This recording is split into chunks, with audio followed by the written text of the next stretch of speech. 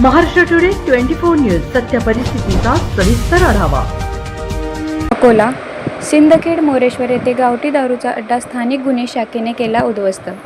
महाराष्ट्रात पिंपरी चिंचवड येथे गावठी दारू पिल्याने अनेकांचे संसार उद्ध्वस्त करणारी घटना ताजी असताना राज्य उत्पादन शुल्क विभागाचे अधिकारी व कर्मचारी कुंभकर्णी झोपेत आहेत का, असा सवाल जनसामान्य नागरिकांमध्ये चर्चेचा विषय बनत आहे।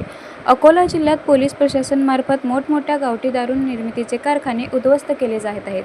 पोलीस प्रशासनाबद्दल महिला व नागरिकांनी जिल्हा पोलीस अधीक्षक अर्चित चांडक यांचे आभार मानले। अकोला जिल्हा पोलीस अधीक्षक अर्चित चांडक यांनी गावठी दारू निर्मिती करणाऱ्या ऑपरेशन प्रहार अंतर्गत जिल्ह्यातील पोलीस प्रशासनाला कडक निर्देश देऊन कारवाई करण्याचे आदेश देण्यात आले।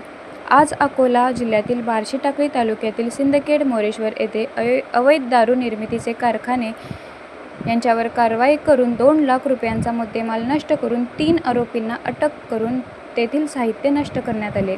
अटक करण्यात आलेल्या आरोपींचे नाव संजय हरिनारायण केवट, रमेश केवट, भीमराव दशरथ वानखडे इत्यादी आरोपींना अटक करून पुढील कारवाईसाठी पोलिसांच्या स्वाधीन करण्यात आले।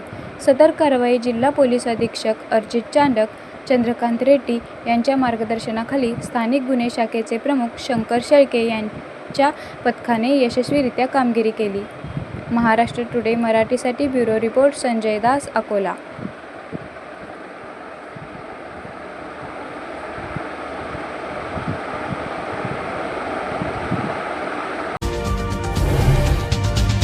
आजच महाराष्ट्र टुडे 24 न्यूजला सबस्क्राईब करा आणि सत्य परिस्थितीचा सविस्तर आढावा पहा।